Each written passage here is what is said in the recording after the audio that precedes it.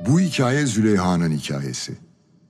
İstanbul'dan başlayıp Çukurova'ya uzanan, içinde aşkın, tutkunun, kederin, zaferin olduğu bir hikaye. Züleyha Yaman, Çukurova'nın hanım ağası, büyük hanımı. Hayatını çocuklarına ve çok sevdiği Çukurova'ya adadı. Şimdi 72 yaşında, hala çiftliğinin başında.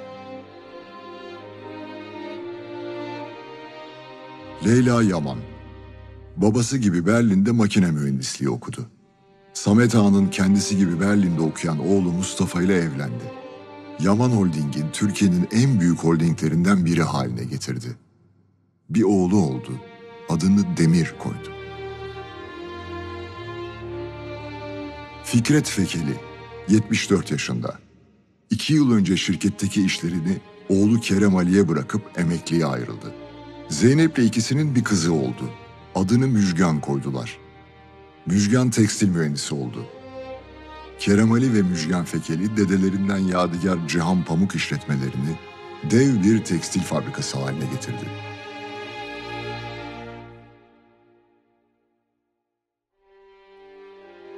Çetin Ciğerci, Fikret'in arkadaşı, dostu, can yoldaşı.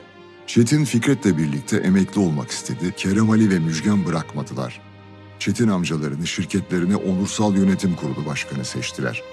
Çetin tek sevdiği Gülten'i uzun yıllar unutamadı. Sonunda liseye atanan bir müzik öğretmeni Ayşen'le tanıştı, evlendiler.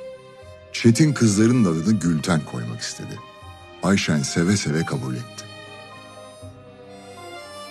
Gaffur Taşkın, o yaz sonu Gülsüm'le evlendi. Çok mesut oldular. Gaffur'un kendi öz evladı gibi sevdiği Mehmet Ali mimar oldu. Çukurova'da köprüler, okullar inşa etti.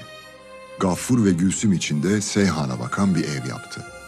Bir yaz akşamı çoluk çocuk balkonda otururlarken Gaffur "Bana bir şey oluyor" dedi ve başı düştü. Son nefesini verdi. 75 yaşındaydı.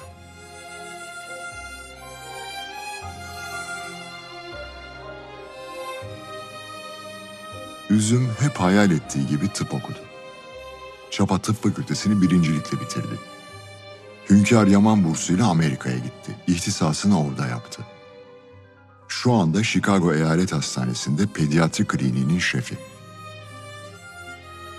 Lütfiye Duman 2 dönem üst üste Adana milletvekili seçildi. Tarım Bakanlığı yaptı. 2000 yılında 80 yaşındayken çok sevdiği yeğeni Fikret ve gelini Zeynep'in kollarında hayata gözlerini yumdu. Can dostu Ali Rahmet Fekeli'nin yanına defnedildi.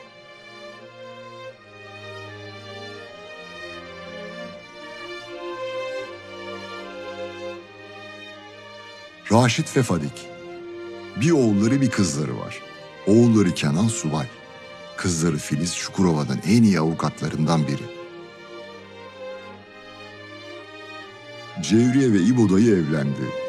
Cevriye hayatı boyunca İbo dayının cimriliğinden şikayet etti.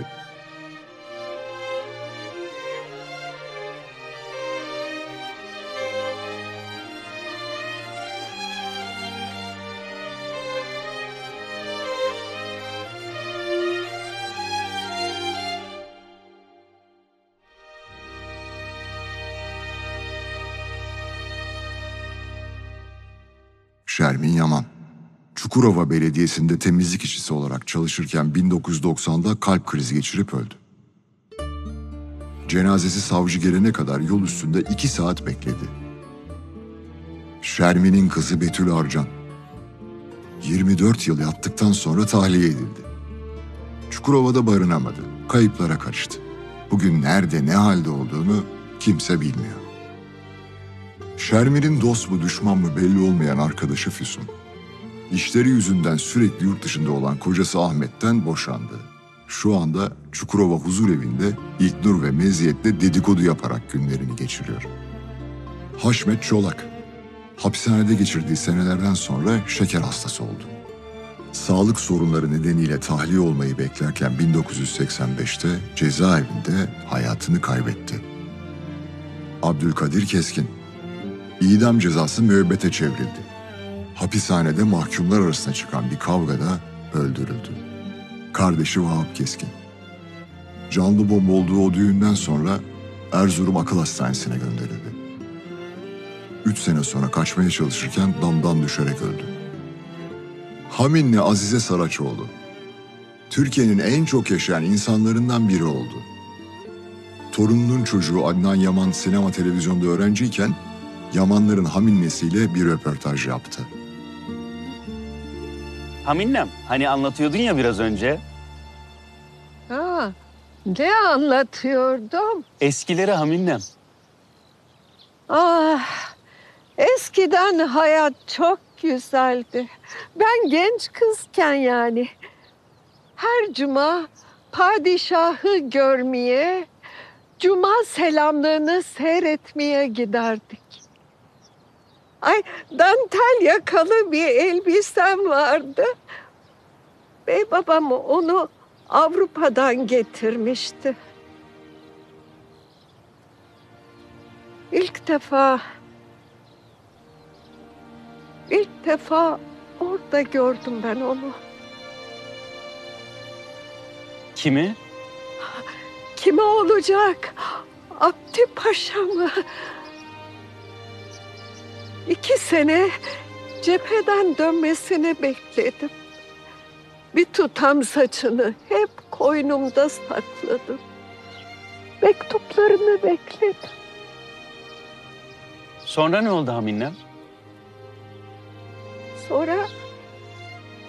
Sonra cepheden döndü ve evlendi. Kiminle? Kiminle olacak? Paşanın kızını tanıyor musun sen? Hani zargana gibi zayıf, incecik, çirkin. İşte onunla evlendi. Ne ağladım ben. Ne ağladım, ne ağladım. Beni kara sevdaya tutulmuş sandı herkes. Bu mu Haminlem? Bu mu Abdi Paşa? Ay, Abdi Paşam bu, Abdi Paşam bu. Nereden buldun bunu, nereden buldun bunu, nereden? Ne çok sevdim ben seni Abdi Paşam. Ne çok sevdim, ne çok sevdim. Haminlem, başka ne hatırlıyorsun? Ne biçim soru o? Bana her şeyi hatırlıyorum. Bunak mıyım ben? Ama bir tek şeyi hatırlayamıyorum.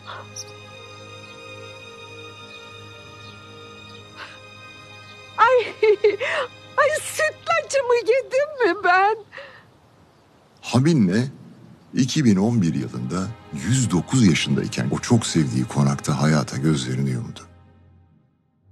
Yılmaz Adnan Yaman, İngiltere'de sinema okudu.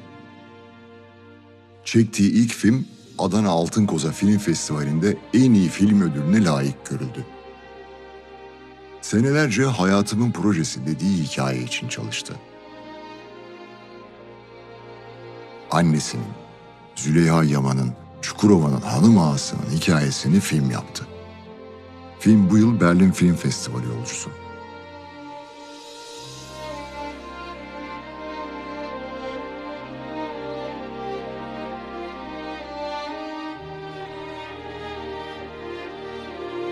Züleyha'nın hikayesi, İstanbul'da başlayıp Çukurova'ya uzanan, aşkın sınırsız, kavganın ölümüne, umudun inadına yaşandığı bir hikaye.